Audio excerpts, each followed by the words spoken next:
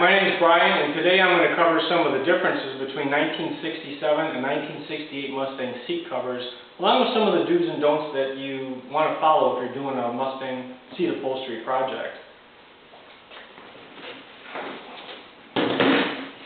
Okay, 1968 Mustang. 68 had the seats that ran vertically, up and down, where in 67 they ran horizontal.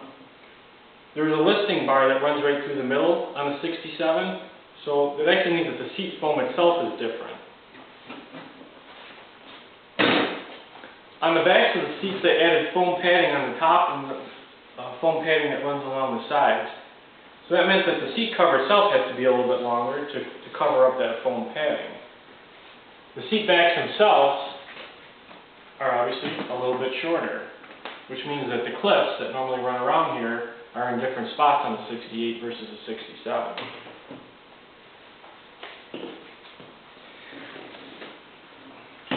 My car came with standard seats, and I decided to upgrade to the deluxe interior.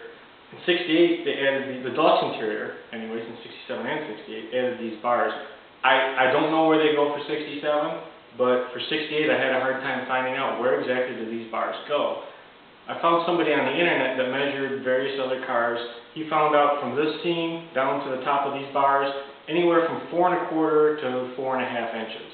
So that's important if you want to put your seat bars in the right spot on a deluxe interior.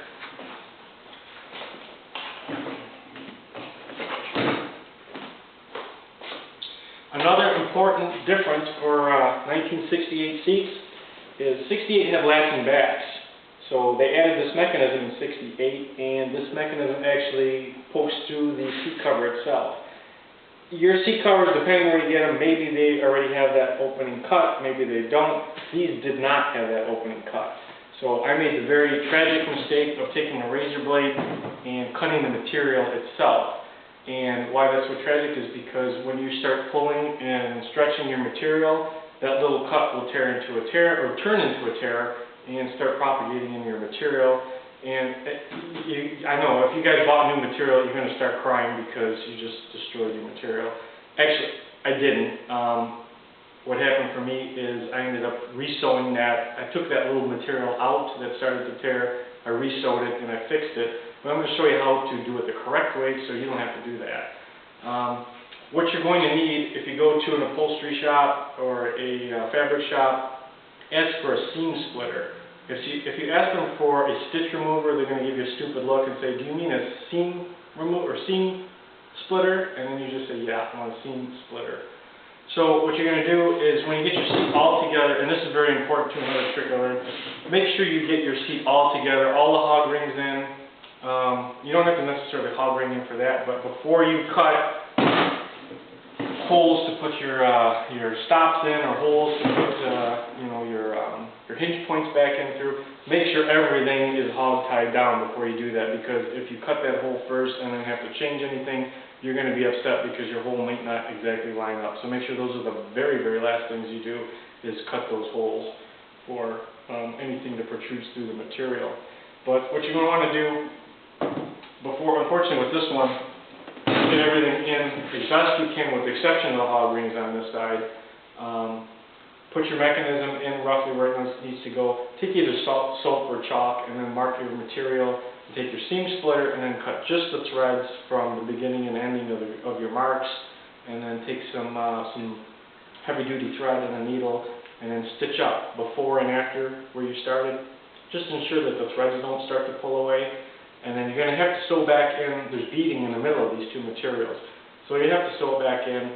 I chose to run that beading around the inside. I think that's how it originally was. I threw away my old seat covers, so I don't have them anymore.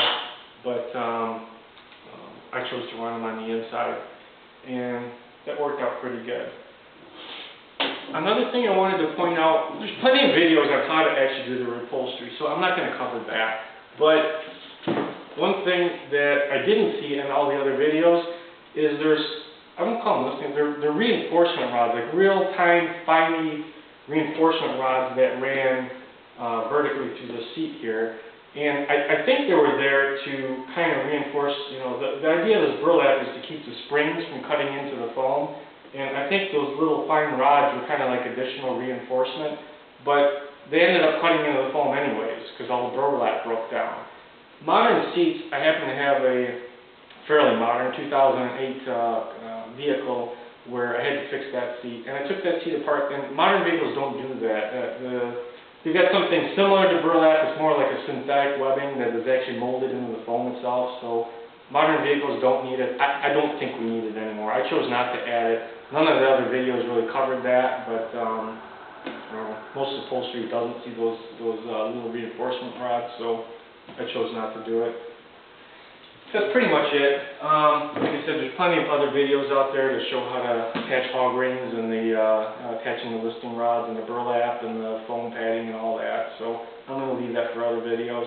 If you like the video, please hit like. If you'd like to see more of my projects, subscribe to the channel. I've got some other interesting cars. I got a 68 Mustang I'm restoring at the time. Got a 67 Fastback Mustang, along with a Lamborghini Countach that was in a fire. That's going to be a big restoration project, so if you like my channel, subscribe. Thanks.